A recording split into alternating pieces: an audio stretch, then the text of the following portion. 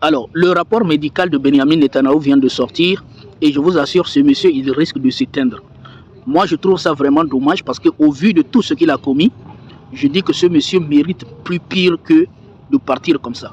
On va voir tout, mais en attendant, comme vous le savez, on va suivre le cours de l'histoire, on va suivre l'actualité de la journée et on va y revenir.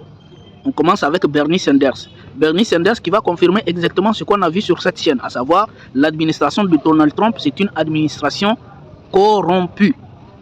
Donald Trump et toute sa famille se sont extrêmement enrichis depuis l'arrivée de Donald Trump au pouvoir. Et non seulement Donald Trump, mais également tous les membres de l'administration Donald Trump, jusqu'au plus bas échelle, vous allez voir, se sont enrichis grâce à Donald Trump. Et je vous dis, dès que Donald Trump va quitter le pouvoir, il aura de sérieux problèmes. On commence avec Bernie Sanders qui nous dit: la famille Trump a tiré 4 milliards de dollars de la présidence. À cause de la présidence, Donald Trump et sa famille ont empoché 4 milliards de dollars, les gars.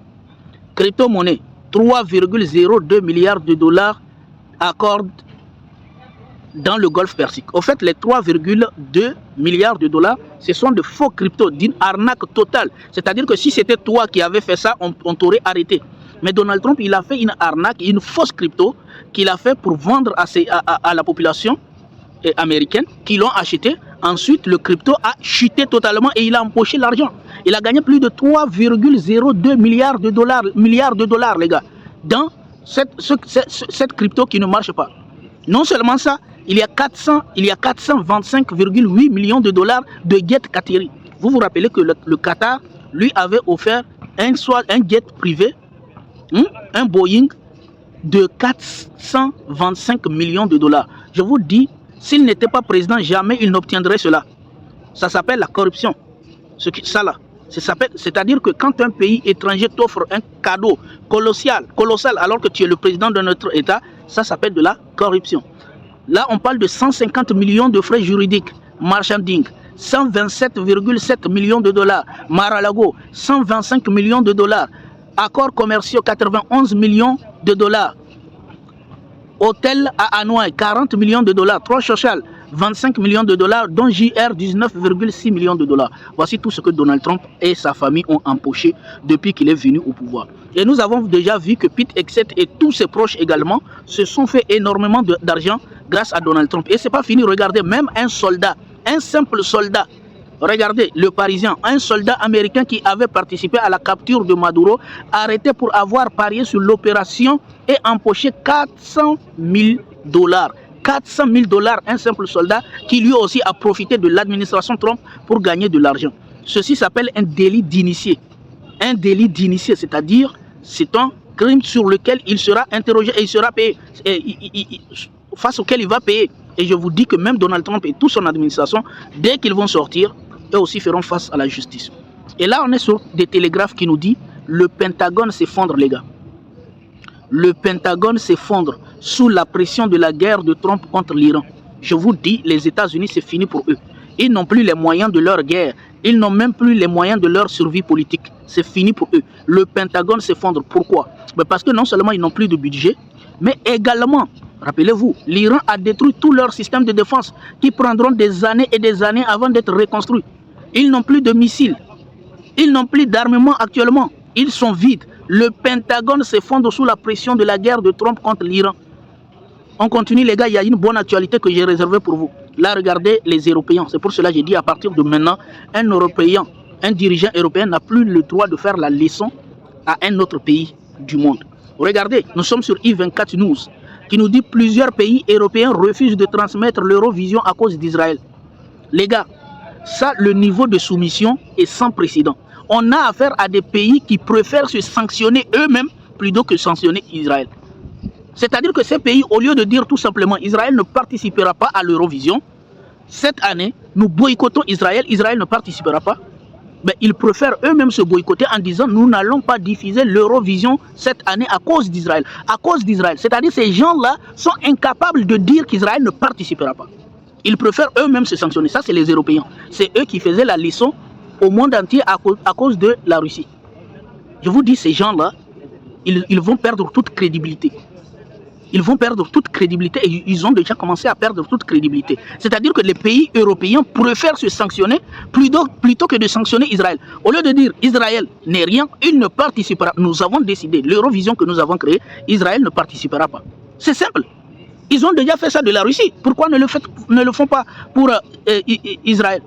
Ils ne peuvent pas. Parce qu'ils ont un niveau de soumission qui dépasse tout. Ils sont tellement soumis à Israël qu'ils préfèrent eux-mêmes se sanctionner, dire notre population cette année ne va pas regarder Eurovision. À cause de qui? À cause d'Israël. Est-ce que vous comprenez? Ça, c'est la réalité. Des peuples, des gens. Toute une civilisation européenne est incapable de dire à un petit pays qui dépend d'ailleurs d'eux qu'ils ne vont pas participer. Là, on nous dit l'Iran a accordé à la Russie une exemption de toutes les taxes de transit pour traverser le détroit d'Ormuz. L'Iran est en train de créer une nouvelle zone géopolitique. Il est en train de créer son propre camp. Et dans son camp, il n'y a pas que les autres. Il y a même des Européens. Et vous allez voir que la puissance de l'Iran a été longtemps négligée. Mais vous allez voir que cette guerre va vous démontrer des choses dont vous n'avez même pas idée. Et l'Iran est en train de montrer l'opportunité qu'auront ceux qui décident de s'allier à sa cause. Et déjà, nous avons vu, l'Iran vient de dire également Espagne ne payera rien du tout et aura entièrement la liberté de passer sur le détroit d'Ormuz. Cette fois-ci, nous sommes avec l'Iran, avec la Russie. Là, nous sommes sur BBC News. Que nous dit BBC News, les gars? Que nous dit BBC News? L'OTAN rejette le rapport selon lequel les États-Unis pourraient chercher à suspendre l'Espagne en raison de sa position sur la guerre contre l'Iran. Là, c'est une fracture. Hein? C'est une fracture totale. C'est-à-dire que Donald Trump, qui lui pense qu'il a encore du pouvoir sur l'OTAN, parce qu'il ne sait pas que l'OTAN est en train de se fracturer et que les Européens ont décidé, c'est-à-dire actuellement il y a deux camps. Il y a le camp de Donald Trump, je vous ai dit, tout l'axe est en train de se diriger vers l'Espagne. C'est-à-dire il y a Donald Trump, le camp de Donald Trump qui pense qu'ils ont encore une crédibilité. Et il y a l'Espagne. Alors Donald Trump dit aux Européens qu'il va sanctionner l'Espagne et que l'Espagne ne fera plus partie de l'OTAN. Et là on a les pays de l'OTAN qui rejettent carrément cette idée des États-Unis pour chercher à suspendre l'Espagne en raison de sa position. Les pays européens disent non, absolument pas. Ta décision est rejetée. Et regardez encore une fois, messieurs et dames, regardez la vérité quand je vous dis cette guerre, c'est un regret total pour les Américains et les Israéliens. Et actuellement, ce qui se passe, c'est qu'ils sont tellement piégés qu'ils ne pourront même pas s'en sortir de leur piège. Donald Trump affirme ne pas savoir qui est aux commandes en Iran et dit ne pas savoir avec qui négocier pour parvenir à un accord de paix. Donald Trump est piégé. Khamenei a disparu. Il nous a quittés pour un monde meilleur.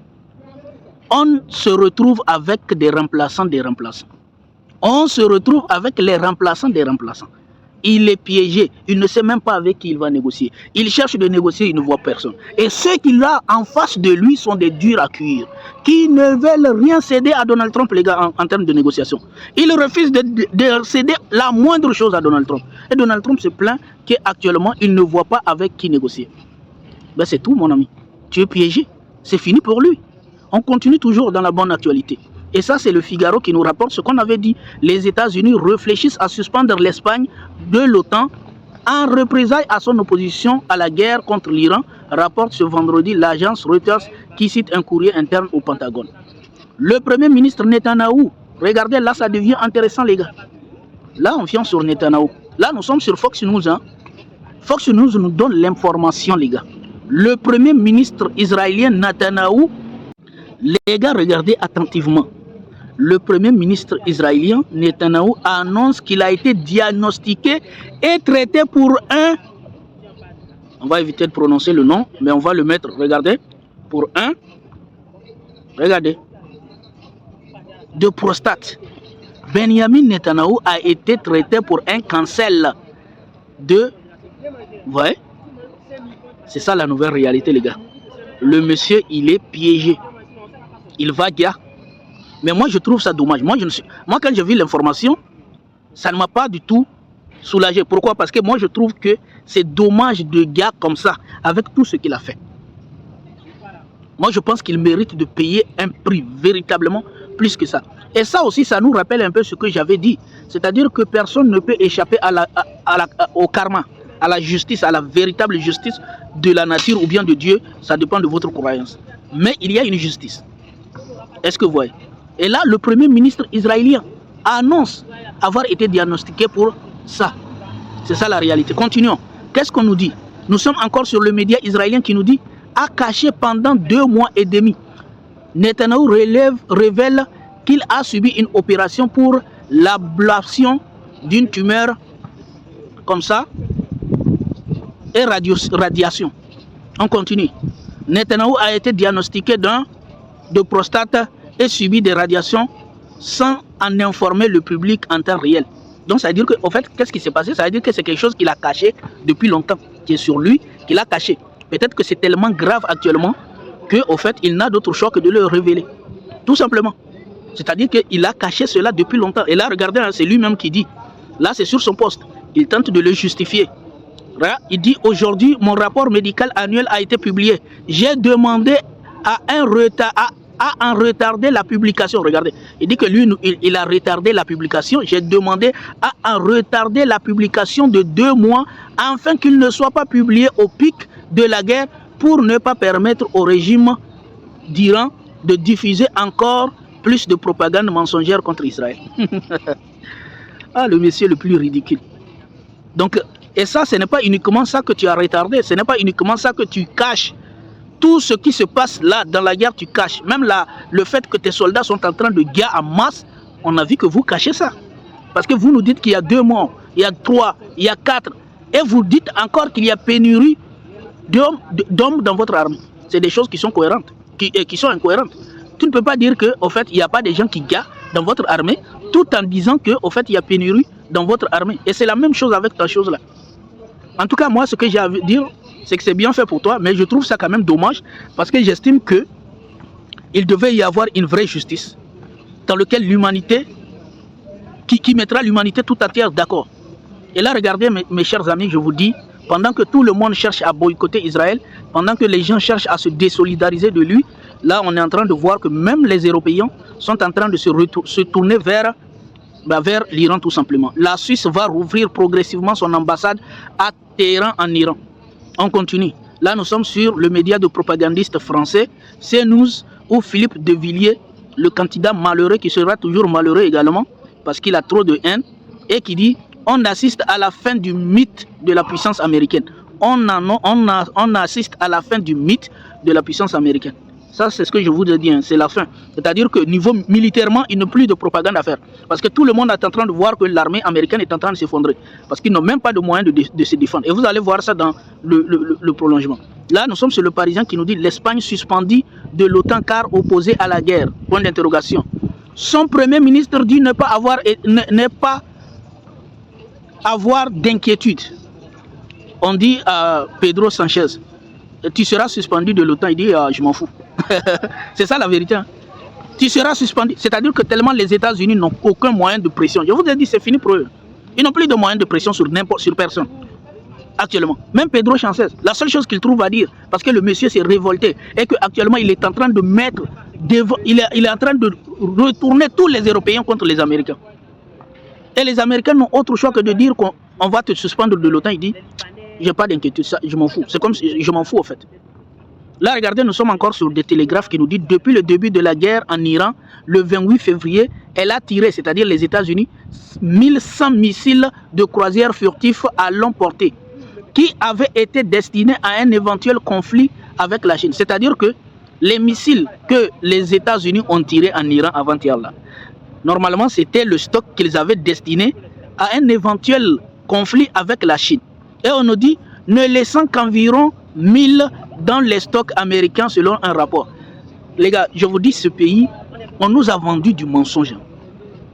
La puissance américaine qu'on nous a vendue depuis longtemps, c'est rien que du mensonge hollywoodien. Je dis que les États-Unis n'ont jamais été une puissance.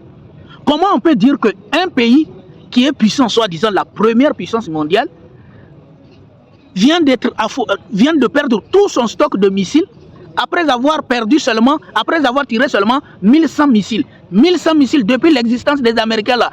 Eux là, ils n'ont que 2100 missiles. 2100 missiles, ils ont tiré 1100 missiles et puis il leur reste il leur reste 1000. C'est-à-dire en combien de jours de guerre, alors que ce n'était même pas une guerre intensive comme ça, nous avons vu, ils sont déjà à court de stock, les gars. Et ces gens-là disent qu'ils vont faire la guerre à la Chine. Depuis le début de la guerre en Iran, le 28 février, elle a tiré 1100 missiles de croisière furtifs à longue portée qui avaient été destinés à un éventuel conflit avec la Chine, ne laissant qu'environ 1000 dans le stock américain selon les rapports. Les gars, ces gens-là, ils sont sérieux? Est-ce qu'ils sont sérieux? Donc actuellement, ils ont fait une guerre avec l'Iran. L'Iran, une puissance qu'on peut considérer quand même inférieure face à la Chine. Et déjà, l'Iran a pu les épuiser. Et maintenant, eux, ils avaient en réalité combien? 2100 missiles pour aller faire la guerre à la Chine, les gars. Est-ce qu'ils sont sérieux? C'est-à-dire, eux, les États-Unis se sont dit, oh, on est tellement puissants qu'on a 2100 missiles. On va aller attaquer la Chine. Vous voulez attaquer la Chine, les gars. Regardez, ils ont tiré en Iran avant-hier, 1100 missiles. Et on nous dit, leur stock est déjà épuisé. Les gars, ça c'est la première puissance du monde qu'on nous a vendue. Je vous ai dit, tout ce qu'on nous a raconté dans les médias, c'est du mensonge. Ma motivation première sur cette chaîne, c'est de démonter tout le mensonge qu'on a subi. Parce qu'on a tous été victimes de ces gens. Il faut déconstruire le mensonge. Il ne faut plus croire en ce qu'ils racontent officiellement dans les médias en boucle. Ça c'est démodé, ça c'est tout simplement de la manipulation. Il faut chercher de la vérité autre part. Et c'est cette vérité qu'on va vous fournir. Comment est-ce que eux là, dans leurs films, dans les médias, ils nous ont raconté la même propagande en boucle? Les États-Unis, c'est la plus grande puissance du monde. Peut-on être la plus grande puissance du monde quand on est épuisé, quand on n'a que 2100 missiles de croisière pour aller combattre un pays comme la Chine? Peut-on être la plus grande puissance militaire mondiale quand on est épuisé en 30 jours de guerre ou 39 jours de guerre? Les gars, peut-on être la première puissance du monde quand on perd une guerre face à un pays qui a été sanctionné pendant 47 ans? Est-ce que sérieusement, je vous pose la question, peut-on être la première puissance du monde quand on perd la guerre face à un État qui a été sanctionné pendant 47 ans? Est-ce qu'on peut dire qu'on est la première puissance militaire du monde? On continue. Comment la guerre, on est sur le Parisien, hein? Comment la guerre en Iran fragilise les États-Unis face à la Chine? Les stocks d'armes et de munitions de l'armée américaine ont été amputés depuis le début du conflit, mettant en doute la capacité de Washington à défendre Taïwan en cas d'attaque chinoise. Le Parisien. Des fois, quand on voit ça, on se dit, mais comment est-ce qu'on a pu faire pour tomber dans cette propagande-là? Les États-Unis, la plus grande puissance du monde. En réalité, on a tous vu que les États-Unis ont échoué face au Vietnam. On a vu qu'ils ont échoué en Irak. On a vu qu'ils ont échoué en Afghanistan. On a vu qu'ils ont échoué toutes leurs guerres. Mais on ne peut pas dire que les États-Unis n'étaient pas une puissance, puisqu'on nous disait dans tous les médias que les États-Unis, c'est la superpuissance militaire, c'est la plus grande armée du monde, etc.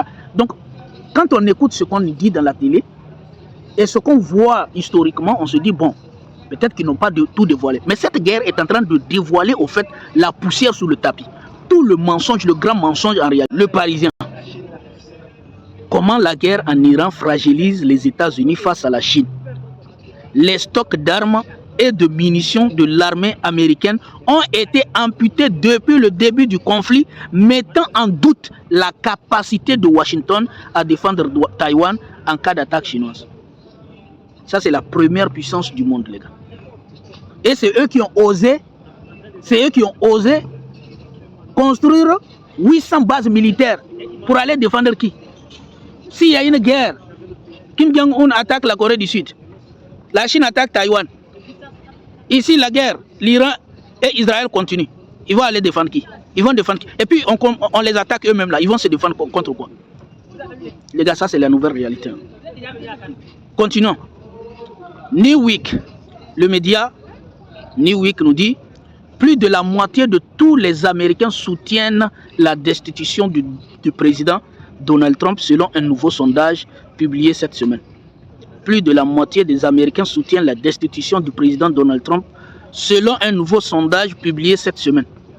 le monsieur là, il doit être destitué. Mais parce que, au fait, moi en tout cas, je ne veux pas qu'il soit destitué.